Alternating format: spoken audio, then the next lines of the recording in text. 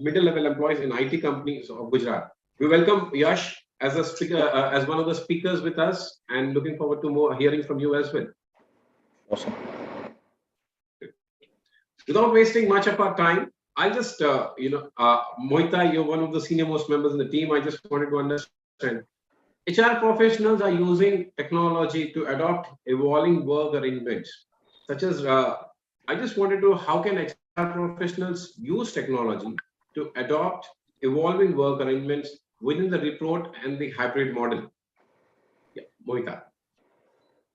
Okay, so when I think of this question, what comes to my mind is that really look at what remote and hybrid models did for all of us. So one is that it provided relief, the much needed relief from travel. And the second is that it actually brought in flexibility for us to maximize the way we wanted to work. And the most important thing to my mind is the flexibility. So when I interact with employees or with different people working in different sectors, it's actually the word flexibility that comes to the mind. So now how can it actually enhance the work arrangements? Is about providing that flexibility with the help of data and analysis on two broad areas. One is performance, the other one is efficiency. Now, if AI systems are able to provide that data to organizations and HR, it will be very easy for organizations to modify their flexi working or remote working or on-site working basis this useful data and algorithms that could actually come out from there. So some of the organizations today have started calling people back to work. But how is the impact of this on people's performance, on their wellness, health and hygiene, and also health, mental health? If AI is able to track all of this, and we have historic data, which can also predict that how some people respond and react to this, could be very useful for an organization to modify the way it works and get the right blend of remote, hybrid, or online working scenarios, is what my thoughts are. Vaishali, I'll request if you have some thoughts on this. Sure. So I think completely agree with what Mohita is saying. I feel, as CHROs and HR heads, etc., several areas are focus areas these days, whether it's inclusion, whether it's performance management, whether it's the AI adoption of a lot of processes. What COVID and this entire hybrid model taught us is to have three main areas have become focus because of this as well. One is, as Mohita did point out, flexibility, and more importantly, personalization of everything. The workforce of today doesn't want to be want to get everything standardized. The second is employee well-being, which wasn't like a big agenda item earlier. And the third biggest is cultural integration. Because of this entire hybrid model, there is so much differentiation in the way people are building their culture. It's no more an obvious thing. The water cooler conversations are not happening. So I feel AI can play a big role in terms of some of these areas. Well-being, of course, there are several tools that have come in market, which kind of sense the employee emotions, and they'll bring back that those tidbits back to the supervisor saying, why don't you connect with X person, Y person? But cultural integration is where it can really play a big role in terms of being very transparent around what is happening, in terms of telling the employees this is the world and this is the canvas that you have, and which can be hybrid, which can be in person also. So these are the areas I feel AI can play an important role. Many steps have been taken in some of these areas. Probably more needs to be done. But yes, huge potential for people. I agree to your points, Vaishali. I think, yes, more important is showing what's happening inside the organization to employees has become pretty easy. Yash, You've Yes, sir. been, I think, with the kind of experience that you bring in the HR domain. Want to understand AI across the value chain from hiring, firing, and retention. How can AI play an important role? And I think I want to hear it from you because this falls Nowadays, in the aspect. biggest thing, every startup or we say even a tech company is looking for the profitability. It's not now a cash burning economy. After COVID, everybody is looking for, I don't want to name anyone, but everybody is looking for the profit maximization. So when it comes to the AI thing, it can reduce the cost. When it comes to hiring, it can do screening automation. It has a biasness which is there in the hiring. A lot of times that can be removed. The manual labor which we say into IT, especially into overseas companies, that can be reduced very well. When it comes to even firing, we need data. So you cannot suddenly fire anyone because nowadays the laws are such a way that you need a justificational answer to fire someone. So that data can only tell us this. So that is in firing. Apart from that, training is the most important thing nowadays. We don't get a trained employee due to this COVID batches in this last 3 4 years. When it comes to fresher, as you are also connected with freshers every now and then, so we don't get trained people what we used to get in 2017 to 20 batch. So post COVID, it is also difficult for the colleges to train people. So when it comes to training, there's always a scratch program, and an individual can't train everyone. Again, it's a cost centric to people. So AI can train in a much better way. It's a flexibility of training. Again, what Mohita and Vaishali has already mentioned, work from home is there, so it's not practically possible. This new Gen Z wants to be trained in a different way what we used to train. So everything is into AI connections nowadays. Apart from that, the most important thing in AI is we can get a repetition of things. A trainer cannot repeat each and every time in the same way what he used to deliver in the first section. So there's a lot of repetition is also there when it is required to training. Second, we can also refer it as and when we required it in training and development. When it comes to again hiring, the basic work, even getting connected with somebody on the social media, because maximum hiring comes from LinkedIn nowadays or any of the portal. So if we integrate our messaging podcast or bots and everything with LinkedIn, so manual works gets eliminated. So last day, what I did is I was speaking with someone and he showed me like you can message to 20,000 people in a go on LinkedIn. So that saves my time of almost like 1 hour in a day. If my team is making, and there are 5 people in the team, so 5 hours in a day. So if you calculate in a longer run, it saves me a lot of things. So that is their second. Screening. When it comes to screening, the biggest problem in screening is identifying the right information. So we have a screening organizations which have developed their business for that. So now AI can rectify this process, and we can save a lot on that as well. And what an AI can verify, we cannot even able to verify at a human level, because as a human, we always have certain amount of biasness in terms of caste, religion, knowledge, college background, something or other comes in a human mind.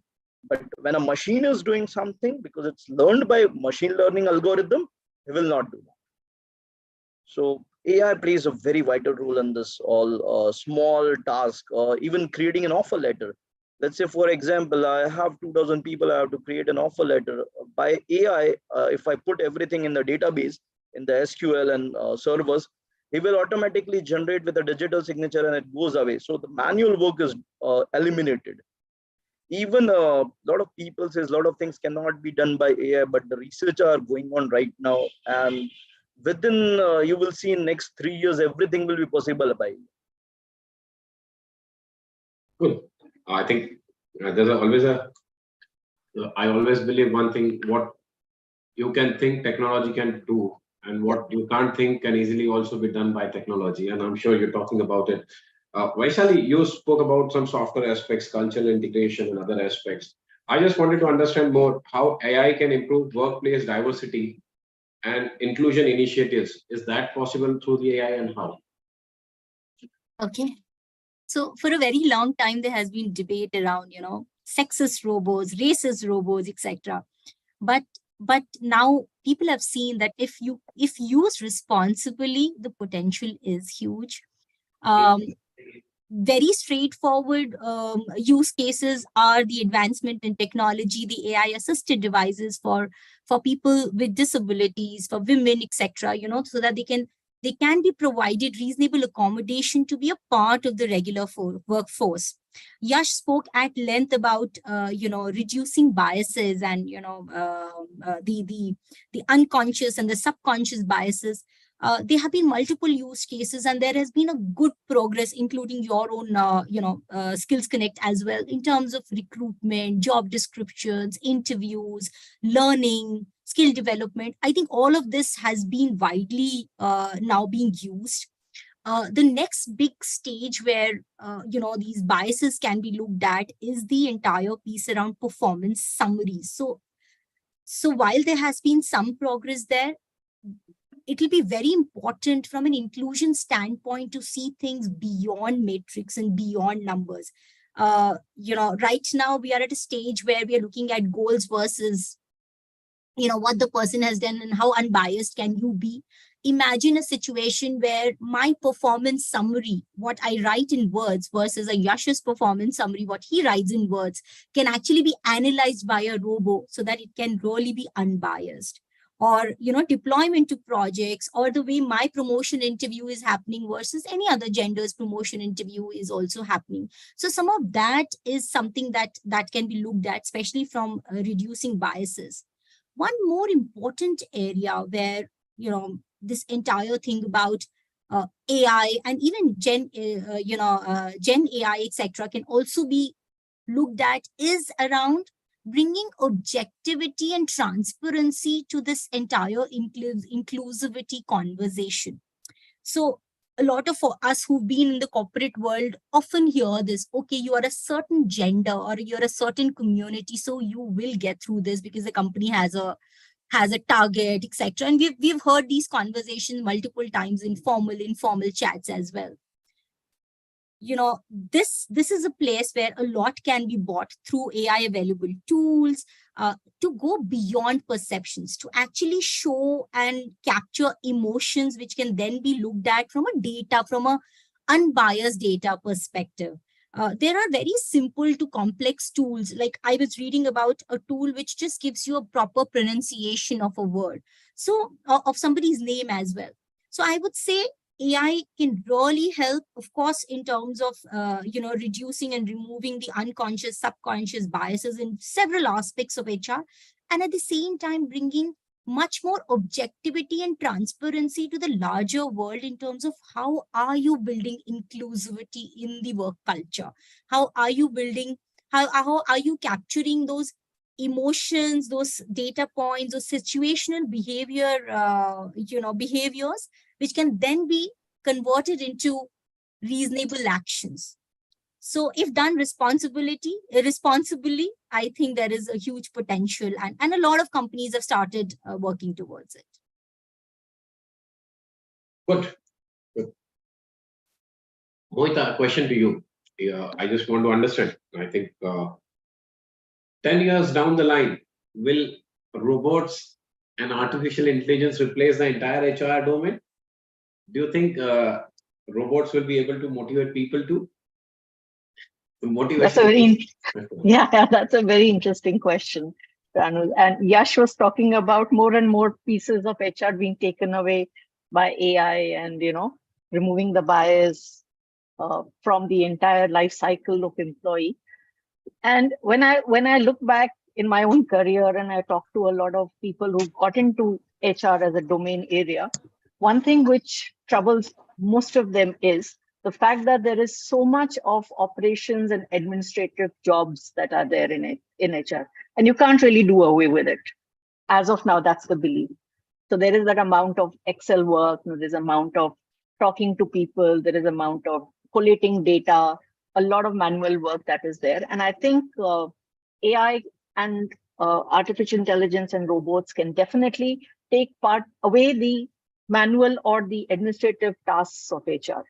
However, when I look at how AI is built, it is also built through the human power only. So there would be intelligent minds which will be required to ensure that the systems are created in a way that actually they can facilitate. Otherwise, it's going to be like a garbage in, garbage out kind of a scenario. Like what I see in my current organization, it's an artificial intelligence based radiology space, and it really depends on how effective our database of resources are or findings are to be able to give up maximum number of findings for the organization, for a patient. Similarly, when I looked at how AI and radiology, one is definitely they take away a lot of repetitive tasks, like Yash mentioned, from generating offer letters to calculating a lot of stuff by itself. But the biggest role that I see for it is about data mining and actually reading the behavior of an employee through the various networks that we have. And one of the challenges that I have seen is the ability of HR to integrate end-to-end data that is available of an employee to do predictive analysis, to do even forecasting of behavior and patterns. And I think that's a role, that's a place where AI and robotics can actually do a lot of good work for HR. And these data points can also predict what really triggers a person, what really gets the best out of a person. I'm of the belief that an employee is motivated himself, very few external factors, because everyone has a different motivator. So if the data and the analysis can throw out what really gets the best out of people, then it can really help even the individual know what is best for me. Because a lot of times even employees discover it through a lot of hit and trial methods as to what really gets the best out of them. So if managers have this information from robots or AI data points, it will help them. But the role of a human touch, the role of the compassion, the empathy, may be really, really challenging for an AI robot or a AI or a robot to really kind of replace. So will all HR jobs be replaced by this thing? The answer is no in my mind. But will all HR jobs, data points be connected by AI and robots? For sure, yes. And in motivation, the biggest area, which is identifying what motivates, AI can definitely play a very, very important role in providing inputs. So that's what my take is on. I agree. It only what I also personally feel. We've been on the hiring side of the business. I personally feel a normal call to even the junior most guy. If AI were to do everything, I continuously keep saying, Naukri or any other tool could say that, hey, listen, there's a job from ABC or PwC and go, which doesn't happen. Everybody needs that personal touch, which is going to be very, very, very important for every aspect. And it's a personal department, as the name says. You need that personal touch for individuals. We can't be, robots can't give us that personal touch. Now, Absolutely. Yash, you specifically mentioned about, from hire to retain, a hire to fire entire journey. Can AI powered tools mitigate bias in the entire hiring process? We talk about ageism and gender as well in our hiring process. Do you think AI can help that as in that space? Absolutely, but you have to, as Mohita and both the speakers already mentioned, that it should be used in a productive way. Then definitely they can reduce or even eliminate up to 100% these things. If the stakeholders who are in the company, whether it's a board of directors, whether it's an owner, they are agreeing on that. Let's say I give you a recent example. We were hiring content writers. So we started hiring those students who were international African students because they are a native English speaker plus a French speaker. So a lot of companies at international level, even at a national level, have that criteria. Why should we hire an African country where we have a lot of potential in India? But when it comes to our potentials are not coming for interviewing even. So that is the challenge with everyone. Every HR is calling 10 times a candidate and even they are not coming for the interview. Whereas these guys are coming. So it happened only because we have implemented this process that we can take anyone in the machine itself. So machine don't give a biasness, whether it's an Indian or it's an African country candidate. So that's where the major differences are there. Second, when it comes to aging, I think experience plays its vital role. what a 20-year person is having an experience. Let's all this my speaker is having, I'm having, you are having, maybe a fresher will not have. Again, it completely depends of what knowledge is bringing. It's not always about experiences. So I find that people have certain criteria that about 35 I will not hire in sales, or above 50 I will not hire. So we cannot say, and if we have reduced and eliminate these things, definitely we can get the best of the talent, because these are experienced guys. Let's say I give you a real life example for security guards, as a lot of people are dealing with that, they prefer ex-army people. So ex-army, we are always proud with ex-army, and the way they work, a normal security guard, I don't think so can able to get that result what a security guards of ex-army can get. But if we have that biasness, okay, we will not take above 45 guard or 50 years guard, then that will not be possible. So AI can eliminate all this factor if coding is done in the right way. So right now the software is not coded in such a way that it can eliminate everything. So let's say, for example, you said gender bias. So in an aviation industry, you will find maximum crews are female. So because I was in Jet Airways as well, way back, I started my journey with Jet Airways. So we always are maximum female due to certain criteria. But if we eliminate that, the industry can also change. Same goes with HR. You will find maximum females are there. Why not a male can be a good HR? He can be. But the first preference is always a female at a junior level. Okay, that because if a female is talking with someone, he likes to talk and have an interview, and that also happens a lot of time. But if we eliminate all that with AI and the processes in AI, definitely we can eliminate. There are a lot of male, because India is a male dominant society predominantly. So there are a lot of jobs which the organization wants the male to be only perform, like sales, outside sales. I have one question. If we eliminate this gender bias things, female can be a very good salesperson. Even I think more than a male, they are capable enough to do a similar kind of a job if given a chance. And now in this 21st century, we cannot say on the basis of gender, I will not hire them, or on the basis of caste, we don't hire. I don't want to name anyone, but there are a lot of big companies, those who are in Fortune 500, have certain reservation for a specific caste which they belongs to. It might be right for them, but for a potential candidate, this is an high hazardous totally.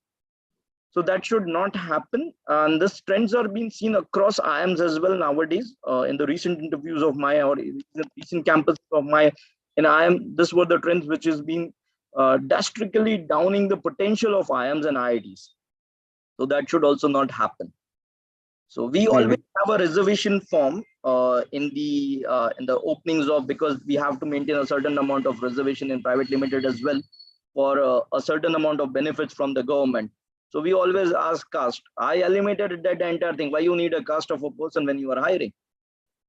So from AI we can eliminate. We don't even ask surname, because India is a kind of a country where on the basis of surname we started judging people. Okay, this is that surname. This he might be like this only. So when we are interviewing people on the code numbers only. We don't even take their names or something like, okay, this is the code number. So for the final face-to-face interview, that is also done by AI in our organization. Very simple.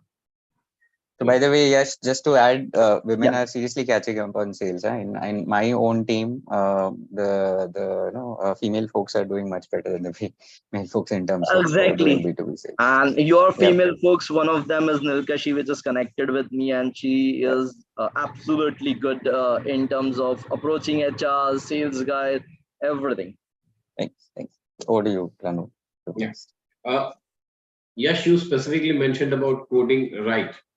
And just I see that even in the 7th standard or 8th standard, coding has started now becoming a part, or it's becoming the talk of the courses or curriculums. From a future workforce perspective, is the future going to be AI, that's artificial intelligence, emotional intelligence, or is it going to be a blend of both?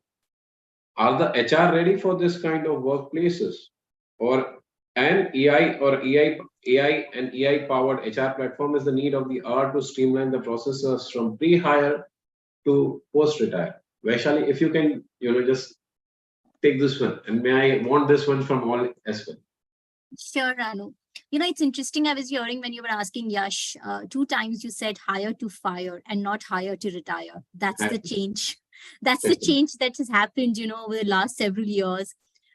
Because it's actually about, hire, learn, unlearn, relearn. So I feel in fact, Mohita was saying this, right? That, AI is here to stay and we need to do a lot more in terms of, using the robos, etc. So our jobs will change is what we clearly see rather than our jobs going away. If we are not agile, of course, it'll change, and emotional intelligence will play a very big role when this entire thing comes up. So has to be a symbiotic relationship between AI and EI. Both have to go hand in hand. And I think Yash mentioned this very clearly, that what goes in has to go out. So if the algorithms are not right, it'll not produce the right results. We still have a lot more male population in STEM courses versus female population. So that insight, or that element of how women will look at things versus how male will look at things, and other genders will look at things, have to come in. So AI has to keep moving, keep developing, whether it's, simple robotic process automation, or whether it's interesting machine learning, deep learning, or whether it's now, we're talking about generative AI. What has to go in has to keep evolving. I feel there's a lot more emotional aspects that are started building in within the robos as well. We are talking about capturing emotions. We're talking about capturing senses, etc. as well. We're talking about doing very personalized learnings, etc. as well.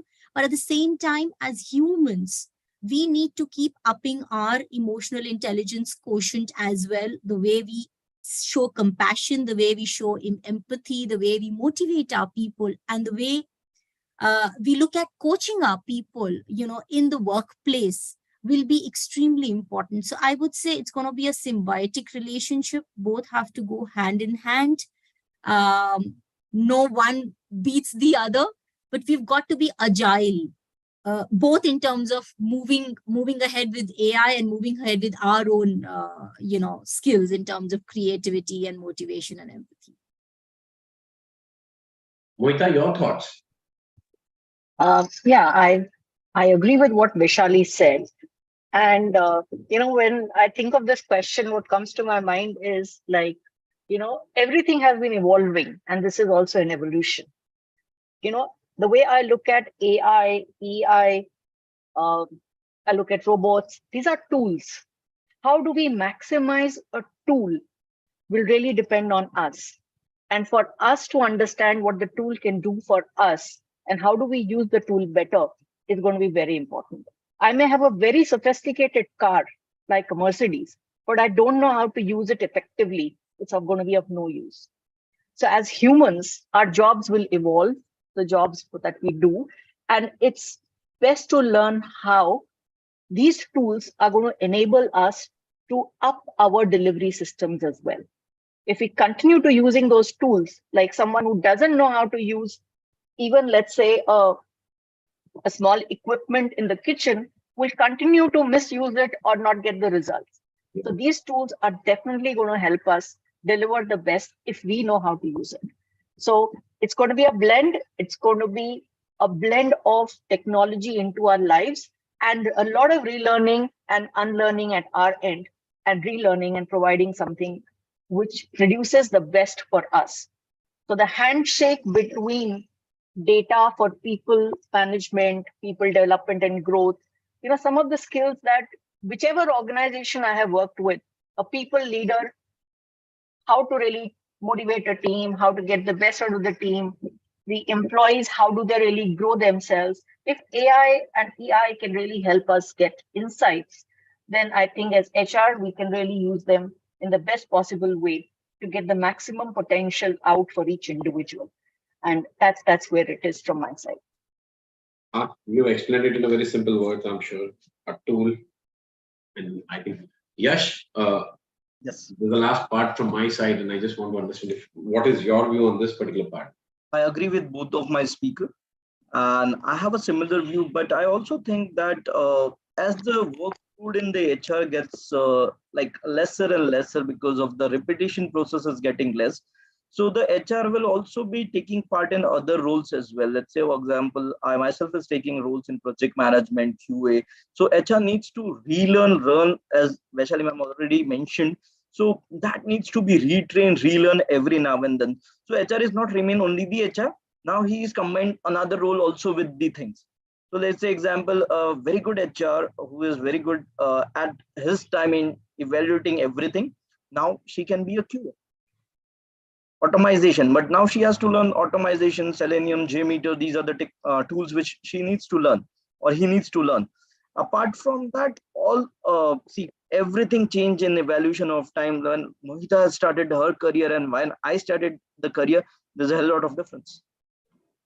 Things has changed. She was doing everything manually, she was taking a lot of pain, and she might also think like the journey of now this new generation HR is so easy, even to finding people. So now we have a click and we can find the people. If we have to hire someone, if we want to fire someone, we have another ways of retiring or firing people from the organization. We call some another HR, okay, you can take this person, and he also don't feel bad. Way back before 20 years or 30 years, that was not possible because world was not that connected what is right now.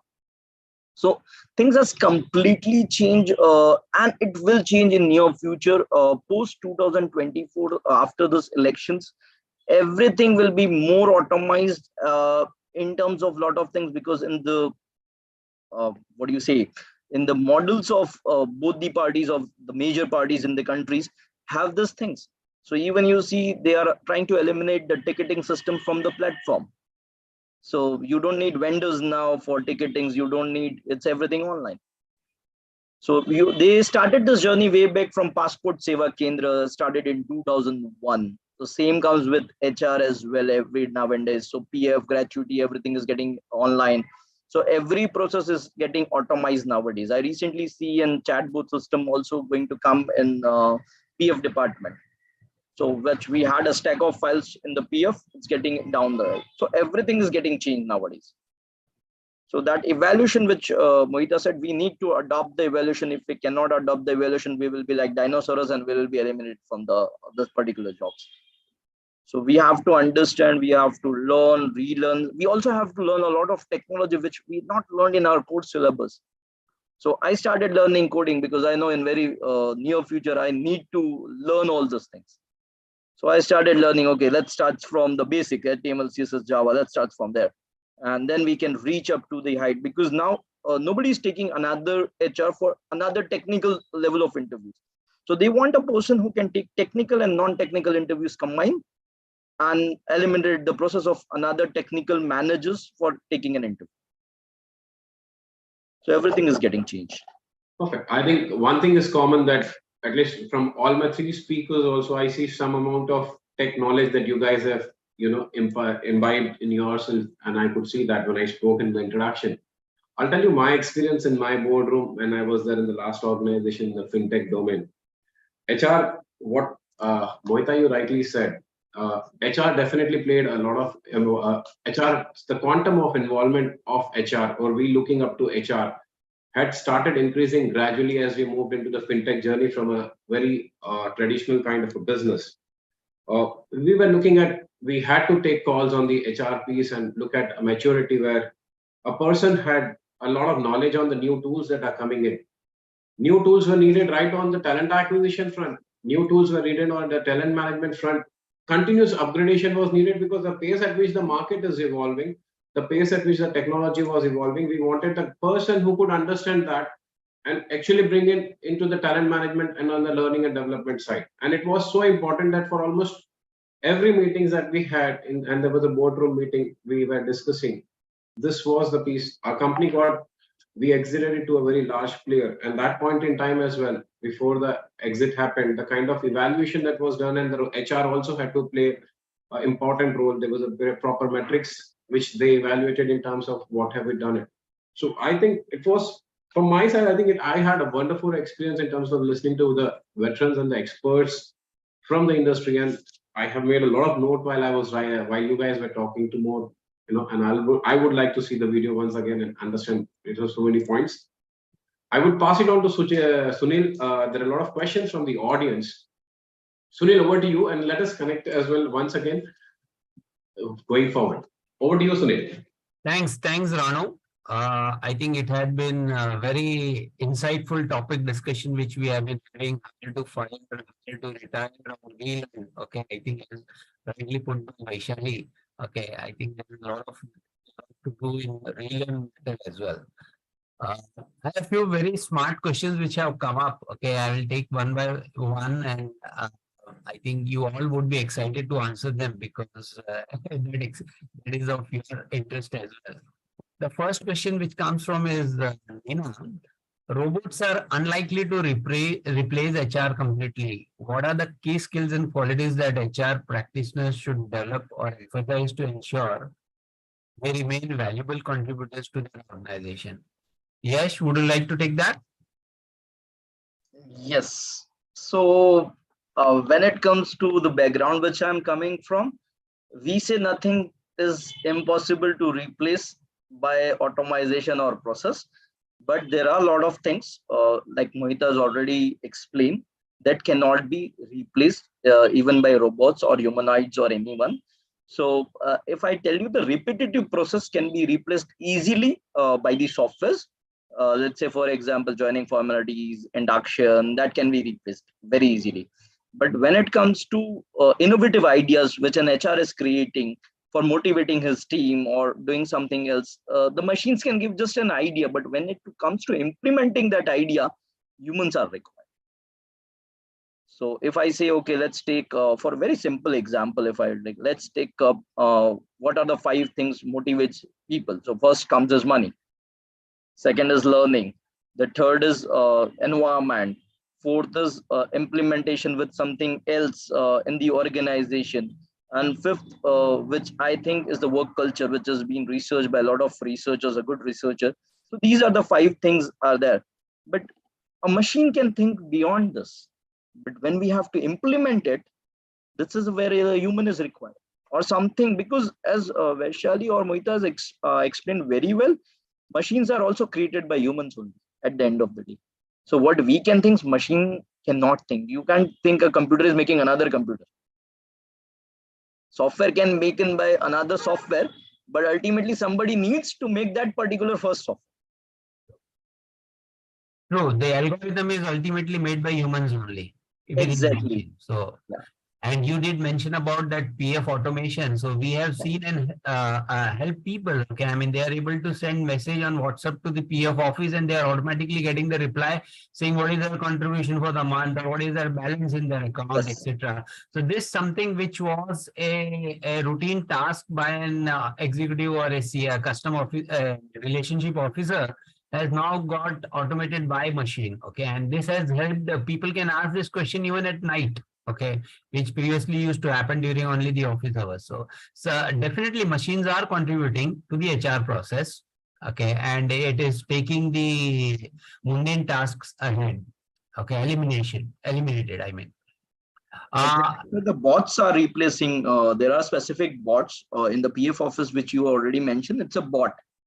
So bot is replacing everything in the chat support system, and also so that jobs are also getting eliminated. But after that bot has their own capability. After that bot, there's a human who is always typing. Okay, now what else, other helps you are requiring? So that is there. True. We have next questions coming from Neha. I think part of it you might have covered previously. What all processes can be automated in HR? Mohita, would you like to take that? Sure. I think what Yash spoke about is more about what all processes can be automated. And I think he did speak about the entire stream from recruitment to exit. And I will go into detail. However, the earlier question of Naina, I think she's talking about what key skills and qualities that HR practitioners should develop or emphasize so that they remain valuable contributors. I had some thoughts on this as well. Sure. If you're, yeah. So, Naina, that's an interesting question. One is for us to remain as HR practitioners relevant by being open and, learning all the time. So openness to adapt to these systems is very, very important. The ability to learn and unlearn is very important. And as you asked, to remain valuable contributing to the organization, it's about understanding what is valuable to the organization. And HR should focus on those energies which enable that whatever we do brings about the value for the organization, which means business understanding and context relation. So if HR practitioners develop these three specifically, which is being open, learning or developing themselves, and then being in direct connect with understanding the business and the market so that they know what is valuable to the organization, they would be able to connect the pieces there. And this can be done in almost all the processes, which can be automated in HR. For example, you definitely a lot of admin related work of creating letters, sending reminders, your AI, the screening of applications while the system can do it and reduce, because for one application, one position today, there are thousands and thousands of applications that are made. And when you're doing recruitment, you realize that unless and until there's a system that filters that for you, half the things are just junk in terms of for the job opportunity. So even, for example, the HR processes of data mining, insighting from the data, identifying the sources of information that can give you insights into performance, with mental health being, engagement of employees, all these could be triggered and automated in HR in a big way. All the clearing processes of the life cycle, which is, let's say, full and final settlements, which is about, as we've heard, provident fund, payroll, taxation, these can be automated because there is a clear background information that can be fed in. And where it is related to labor or taxes, it can easily be, because the AI doesn't have to think too much. It is very, very a yes and a no. So all processes that need a yes and a no simply can have automation. Where there are gray areas, in AI may not be able to provide that kind of a support in the gray areas, and hence you will require an HR person to really decode that message and then come up with answers. So yeah, sorry for making that a long answer. No, indeed, it was quite insightful, Mohita. Okay, it was not a long one, and people were excited to hear more from you as well. Okay, thanks. We take on to the next question, which is coming from Nilakshi. Okay, questions are quite from an automation and robotic process, AI bot process as such. So we would like to hear from each one of you the viewpoint. So this question I would like to put up to Vaishali. Can humanoids replace HR functions and deliver the output more efficiently and emotionally? I think here we can emphasize more from an emotion perspective. Yeah, go ahead, Vaishali. Sure. So yes and no. I think Mohita spoke about it and Yash also spoke about it. A lot of things can be easily replaced, especially the ones which are clear, which are not gray. They can easily be replaced by robots. In fact, I'm looking forward to a day where I'm able to hire robots, right? They should be in my recruitment list, go interview the robo and move ahead, because that's how the life is going to be. I'm looking at few years from now, maybe I have 1, 2, 3, 4 humans and 3, 4, 5 robots in my team. Definitely that will happen. And given the way things are moving, it will happen. At the same time, the emotional quotient, as Mohita was saying, would still be there. Somebody asked about what are the key competencies. Mohita did respond to all of that. Empathy, critical thinking, problem solving. These are things that are yet to get on to, how the entire robo life cycle will work. But some of these will be important. So while you will not have roles of, say, chief operations or, payroll leader or, something like that, the roles are evolving, like chief wellness officer or chief data officer or, chief people experience officer, those kind of roles. So I would say keep working towards it. Think about things that are easily replaceable, because that will get replaced. Whether we like it or not, it will get replaced. it's not a future conversation. It is a real conversation. It is a present conversation. As we talk, a lot of things are getting replaced, but what will stay, and we have to keep keep moving towards it, is some of these emotional aspects. So while robots will have what we feed in them in terms of capturing the emotions, will they be able to react to the emotions the same way humans do, will be a question to ask. I think very, very rightly said. The HR BP role being renamed as HR Wellness Officer, Chief Wellness Officer, Chief Experience Officer. I think that is what the new thing which is coming up in terms of attaching people emotionally and be in touch with them. Okay, I think that's very well put through. We move on to the next question, which is coming from Tushar. I think which is very pertinent. How AI can help HR in solving employee retention problem.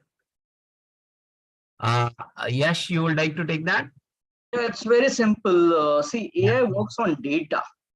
So I give you a real life example. Recently, I come to an employee who has a 5 years experience and working in blockchain technology. So he got a counter offer with someone. So it's very obvious that the counter offer will be a very good prices than us. So we come to know, okay, this is the HR who is giving the counter offer. It was very simple. But we had his past history and the data. So the data says that recently he took up a loan from a bank it's a first home loan. Another data said he recently got married. The third data say he's expecting something, a child or like male or female, a child will be there in near future.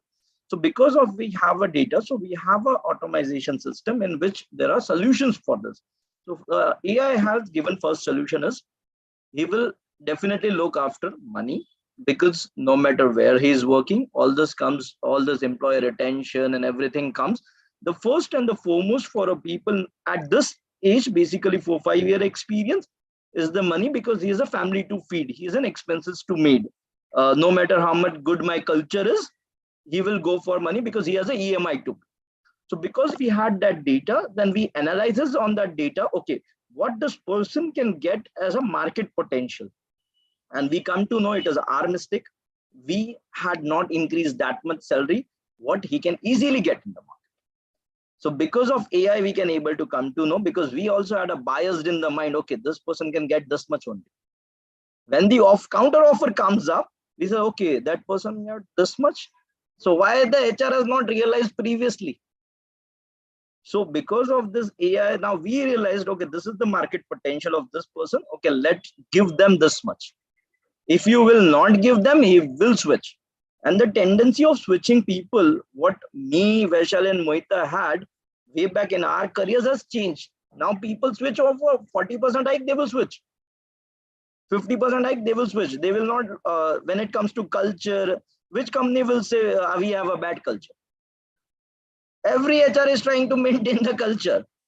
All of three, which are present over here today, we are trying to best to give to our employees to make themselves happy and to give them a best culture.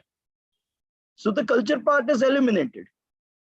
So if one of like the good mentors in this field of startup, the Ashnil Grover sir, so he started giving bikes. I cannot afford bike. So that's a cultural shock. And my developers, my 3 of developers joined them. Very simple. So there's no harm and there's no way to HR to react. He should react in a positive way. We can retain the person if we can match his expectation. Okay, maybe 5-10% up here and there will agree, but if it is a big gap, retaining, take my words, retaining employees nowadays, it's too difficult.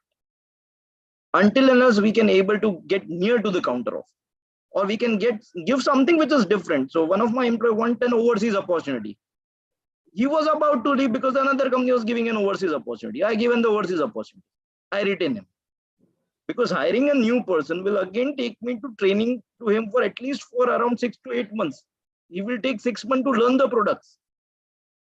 Any developer, any good developer, a 10-year experience also will take 6 months to understand the entire codes. So it's better to give an overseas opportunity. Okay. Now, instead of that, we also planned it, okay, overseas opportunity. You tell me which country in Asia you want to go. So like his dream was to go at certain place. So he was like, I want to go over here. Okay, go over there. We have to So make march it. thanks a lot, Yash, for that input. Sorry, I'm interrupting, Sunilji. We have many questions, and we'll probably have to respect the time. What I would suggest is maybe we can, if certain questions are already partially answered, which I am seeing, a lot of probably are overlapping, we may skip that and move on to the ones which are actually relevant, and we can maybe throw the questions to, one-on-one to. Yeah, I was just about to take one very good question, which is coming from Vishal. Okay, that is related to performance management domain. What AI methods and process one can choose to improvise performance management domain? Mohita, would you like to take that? Mohita, you are on mute. Sorry about that. I think amongst us, we have a champion in performance management, which is Vaishali. Oh, So, sure. yeah, she is a champion. So request Vaishali to take this up, please. Vaishali, it's reflected to you. Okay, so I'm not a champion though, but I'll try and attempt this question. So performance management is an area where AI hasn't delved so deep. As I said initially, recruitment and job descriptions and all of that, there has been a lot of work in performance management. There has been less work, and there's more scope. So from an AI standpoint, the first and foremost is about removing the biases. This is where AI can definitely help, being very transparent about how things happen. Because once you have data which hasn't used any judgment, you can actually present the data to the larger world. So transparency and bias reduction is something that AI can really work on. What it still cannot work on, which is where, within performance management, the role of a human or an HR or a supervisor comes into place, is having tough conversations. When you talk about performance management, it's not just about giving great feedback. It is also about giving developmental feedback, and that's where emotions come into picture. How do you say 3 good things and 2, development feedback in a way that the person is motivated rather than, demotivated? So I would say areas like doing tough conversations is where humans have still, human angle still needs to be there. But at the same time, AI can really help in the overall performance management by being very transparent about how the data is being used, what data is being collected, and what is the criteria of giving somebody a 1, 2, or a 3 during performance management, or promoting or not promoting the employees. Okay. Thanks, Vaishali. Okay. I think some of the questions are already covered or are covered in the previous questions. I move on to one very exciting question from Parth. This is coming to you, Mohita. Okay. How can one leverage an HR software that has complete view of an employee to preempt employee resentment or happiness and well-being, mental and physical? And how can companies use AI or any bots or automation for this? This is from a techie perspective. Okay, maybe yes, you can add in later on. Okay. This is a very, very interesting question, Parth. How can one leverage an HR software that has complete view of an employee to preempt employee resentment or happiness and well-being, mental and physical? It's only through data and through analysis that it can actually point out. For example, when you say you are healthy, now what data helps you know what's your actual state of health is when you do a blood test or a medical test, and there is actually data which tells you, your hemoglobin is here, your sugar level is here, and so on and so forth. Now that's the kind of work if HR software could do. For example, build together, let's say, the areas that you identify at the time of hiring as the areas of development. You have HR data which enables you to connect the dots on performance on those areas, and you have the data of how many leaves a person is taking, what is the kind of reimbursement claims, what's the kind of travel time that the person has, how much is the person traveling on work. All of this can actually be combined to provide this analysis. And a very interesting example given by Yash earlier, saying that there was information that the person just got married, he had taken a home loan, he was expecting a child. which meant that there were more expenses that he had to meet. Now, if you can actually have all of these pieces, like a customer relationship management in the system, can actually trigger much more intelligent findings that can be used by HR for conversations and connect, and being more proactive rather than reactive for an employee, right? Now, for example, if the HR software, which provides today, every organization believes in doing a market salary checkup or a comp benchmarking. If the system presents all of that data with the lifestyles or the life journey of the employee and presents to you that, this person is X% away from the benchmark of the salary, he's lower or higher, can actually also impact both wellness, mental and physical impact for the employee. If the person is taking too many holidays, the performance is bad, the system should be able to throw out and say, red alert, there may be something on emotional aspects, and the person has been performing like this, he is unhappy with this, he has not participated in engagement activities. So these can all be actually helpful to provide data that can help preempt requirements and resentments from the employee. Like if, for example, the person starts being absent from employee events, that something is not really working in the right space. So if all of that data starts presenting itself, we can get a good stock of how the person is. It's like it is doing an observation of the behavior with using data from the back end. And when you have a consolidated report of the observations, you can actually make an analysis very, very easily and have a more you can actually predict rather than have a reaction to resolve something, what is happening with the employee. Thanks, Mohita. Okay, in view of the time, what we will do, we'll take just one last question. Okay, and that is coming to Dr. Yash, and maybe you can add few points to the previous question which came from Parth, in case you want, that is from a tech perspective.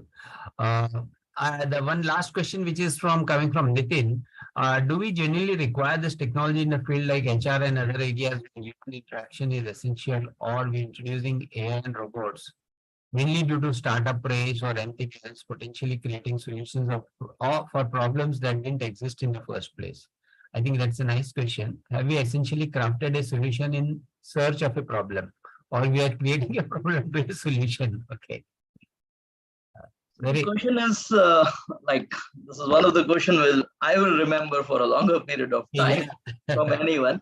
See, there are a lot of things which an HR needs to do because others are doing. Let's say, for example, if you want to be in that area in a society, so you need to do a lot of things which might not be required as well. So when you say automation, yes, it's required. It's way too much. Otherwise, HR life is also busy. It's not more like making rangolis. There's always a fun which goes. What an HR does is makes a rangoli.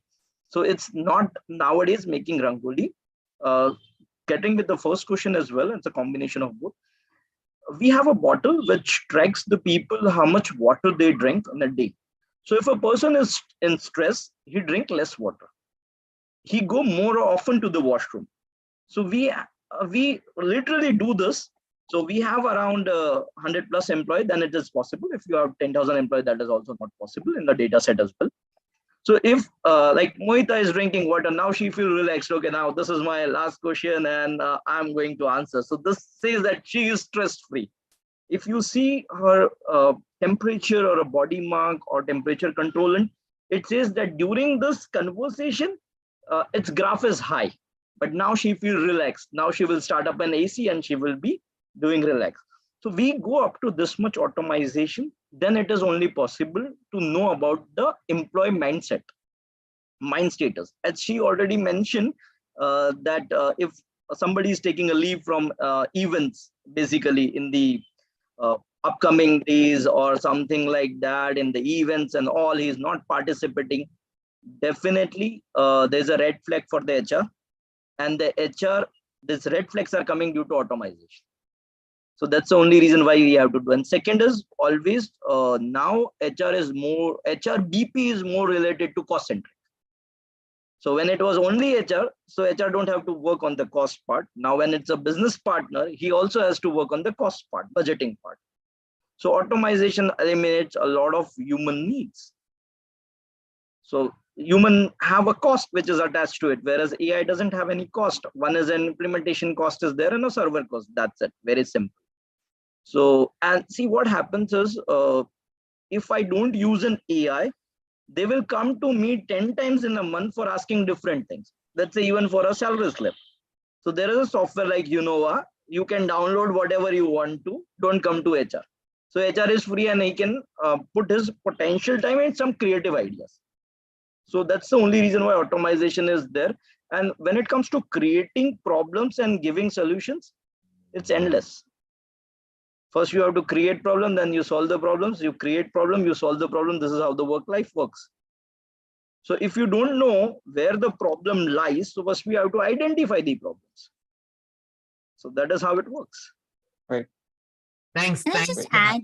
I just want to Yeah, add sure, to Vaishali. what Dr. Yash was saying. So yes, it is a cost benefit analysis. You don't have to pull it all in your organization if it's not needed. If you are an organization of 500 people sitting next to each other, you actually may not need a chatbot.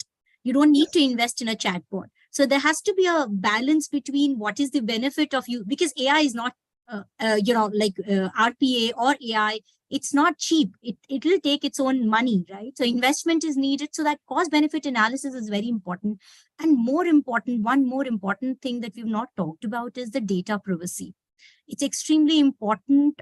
We have new roles in India as well, but it's extremely important on what data is being used, what permissions have been taken. Employees should not start feeling vulnerable on every single data. If the organization is providing medical facilities, that may be confidential to me. If you're using that medical facility data or what test I've gotten done, or where did I go for my treatment, into finding out whether I'm engaged or not, that itself can become a problem. So it's extremely important that we balance data privacy as well as the cost benefit of where you're applying robotics or where you're not.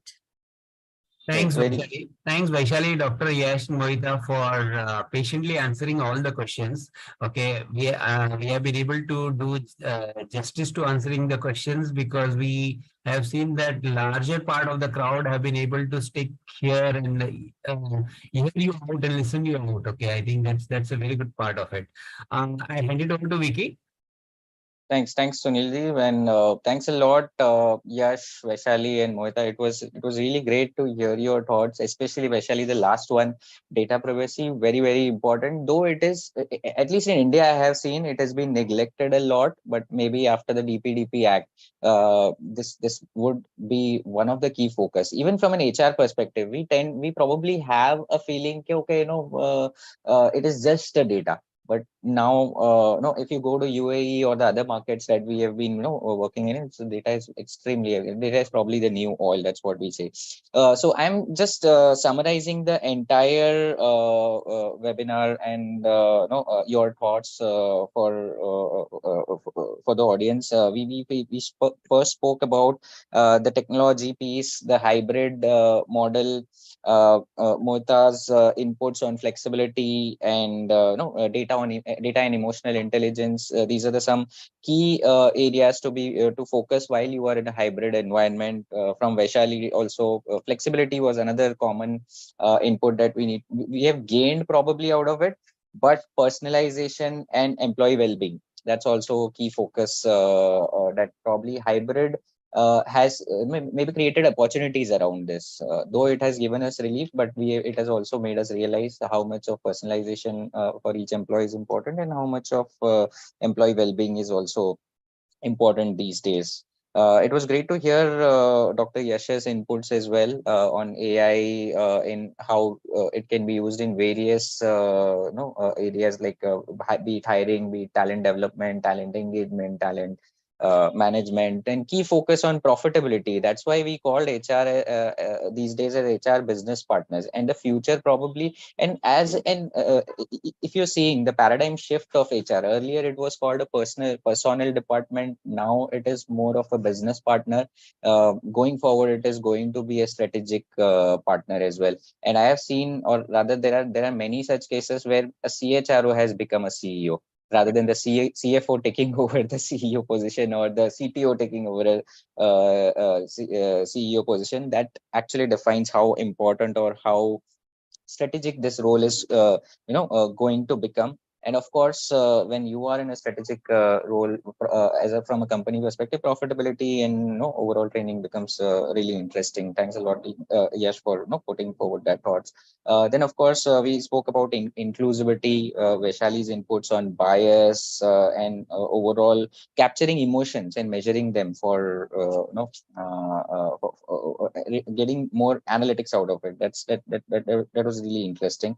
Then the most important question: would robots actually replace HR? Maybe to summarize, I think we all have a consensus, and even I would like to put that forward. Technology has always and probably will always be supporting human activity. It will aid us, it will not replace. A very simple example: when calculators were invented, a lot of people went on strike, mostly the accountants, fearing that this would probably take up their jobs, but actually they created a better job for them. Right, getting into more of analytics. And so I personally feel technology, actually speaking, uplifts the overall efficiency of people, but it doesn't replace. So I would like to sum that up. Technology is going to help, is going to support, but HRs are there. The empathy part, the human touch is really, really important. Need for emotional intelligence and AI, which was actually touched by Mohita very well. And I believe that is actually kind of need of the hour.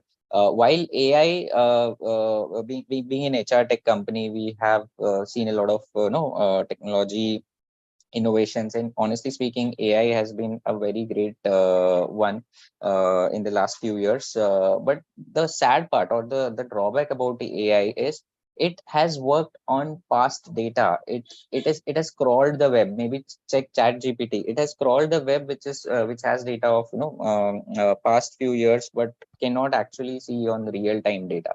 If we could use AI and actually relate it with current data sets that we have, we could create emotional intelligence. That is what we've kind of done it at in our product as well, and helped organization actually find out their stressed employees.